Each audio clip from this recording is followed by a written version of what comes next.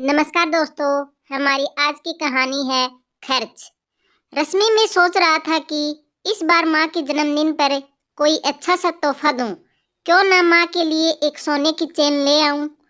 रूप ने अपने मन की बात अपनी पत्नी से कही। पति की बात पर रश्मि का दिमाग ठनक गया। अरे माँ को क्या जरूरत है अब सोने की चेन की। वैसे भी वो कौन सा कहीं आती जाती है, तो क्या हो गया रश्मि, अब उनका बेटा इतना कमाने लगा है तो उनका भी तो हक बनता है ना। फिर घर की चीज घर में ही तो रहेगी, बस माँ खुश हो जाएगी। हाँ हाँ, कमाते हो तो सब कुछ उन पर ही लुटा दो।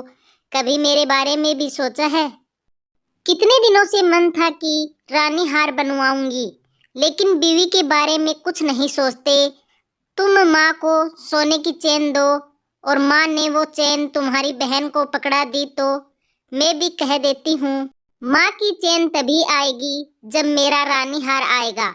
रश्मि अपनी बात पर अड़ गई। काफी देर तक उनके बीच बहस चलती रही। बात रश्मि की सास के कानों में पड़ी तो घर की शांति के लिए उन्होंने खुद अपने बेटे रूप को मना कर दिया कि मुझे सोने की चैन नहीं चाहिए। रूप का मन भी खराब हो गया। उसकी माँ ने उसे बहुत अभाव में पाला पोसा था। अपनी हर इच्छा को बेटे की जरूरत और पढ़ाई पर कुर्बान करके उसे इस लायक बनाया था कि आज वो एक अच्छे ओहदे पर था और अच्छा खासा कमा रहा था। लेकिन शादी के बाद रश्मि अपने पति की कमाई पर अपना ही अधिकार मानती थी।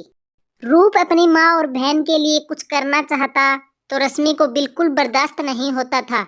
रश्मि एक मध्यम वर्गीय परिवार से थी। उसका भाई भी नौकरी करता था, लेकिन अब क्या कर सकती थी, बस अपनी भाभी से खींची सी रहती थी। सोनी अपना बुटीक चलाती थी। सुबह का काम निपटा कर वो काम पर चली जाती और शाम को जल्दी घर आ जाती। रश्मि को अपनी माँ का घर के काम में भाभी का सहयोग करना भी हजम नहीं होता था। जब रश्मि के भाई भाभी की पहली सालगिरह आई, उन्होंने एक छोटी सी पार्टी रखी। रश्मि भी पार्टी में आई थी। उसने अपनी पसंद की एक लड़की सोनी से शादी करने की इच्छा जाहिर की तो उसकी माँ ने खुशी खुशी सहमति दे दी। लेकिन रश्मि हमेशा इस बात से चिढ़ी रहती कि उसे किसी ने पूछा भी नहीं।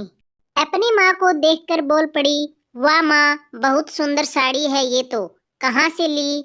अरे मैं कहाँ ऐसी साड़ी खरीदती हूँ, ये तो तेरी भाभी ने जबरदस्ती दिला दी। कहने लगी, मेरी सासू माँ पार्टी में किसी से कम नहीं लगनी चाहिए, बहुत जिद्दी है तेरी भाभी।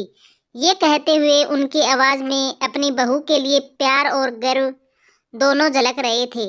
हाँ तो माँ, इसमें कौन सी बड़ी बात है? भाभी तो काम करती है, कमाती है, तो एक साड़ी दिलाने में उन्हें कौन सा फर्क पड़ता है? रश्मि मुँह बिचकाते हुए बोली, ये बात नहीं है बेटा, किसी के लिए कुछ करने का मन भी होना चाहिए, नहीं तो पैसे होते हुए भी किसी किसी के हाथ से कुछ नहीं छूटता। मैं गलत बोल रही हूँ क्या? माँ के इस सवाल पर रश्मि थोड़ा हिचकिचा गई। रहने दो माँ, आपको तो बस अपनी बहू अच्छी लगती है, कमा कर लाती है, उसके बदले आप भी तो उसकी चाकरी करते हो, सुबह से शाम तक घर के काम में लगी रहती हो। बहू आने के बाद भी आपके नसीब में आराम नहीं है। बेटा तुम तो ऐसे बोल रही हो जैसे जो बहुएं बाहर काम नहीं करती वो तो अपने सास ससुर की बहुत सेवा करती है। आज अपनी माँ की बातों से रश्मि असहज हो रही थी। माँ, आज तुम मुझे ये सब बात क्यों सुना रही हो? बेटा, जमाई बाबू ने मुझे तुम्हारे सलूक के बारे में सब कुछ बता दिया है। अरे जिस माँ ने अपने बेटे को पाल पोस कर इस लायक बनाया है कि वो उनकी और अपने परिवार की सारी जरूरत इच्छाएं पूरी कर सके, फिर भी तुम उस बेटे को अपनी माँ को एक खुशी देने से रोक लेती हो।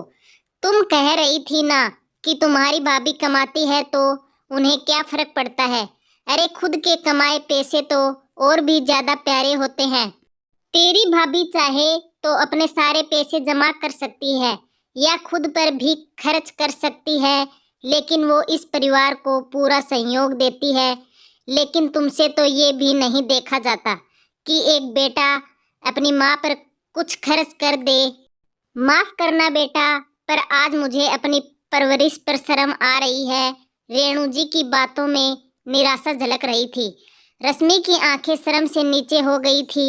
आज वो अपनी माँ से भी नजर नहीं मिला पा रही थी। अपनी करतूतों से शर्मिंदा जब वो अपने ससुराल पहुंची तो उसने भी मन ही मन ये निश्चय किया कि हो सके तो वो भी अपनी भाभी की तरह अपने दिल को बड़ा रखेगी। आखिर परिवार का मतलब सिर्फ पति पत्नी और बच्चे नहीं होते, माता पिता भी परिवार का अहम हिस्सा होते हैं और उनका अपने बच्चों पर पूरा हक होता है। तो दोस्तों, हमारी आज की कहानी कैसी लगी कमेंट बॉक्स में कमेंट करके ज़रूर बताइए।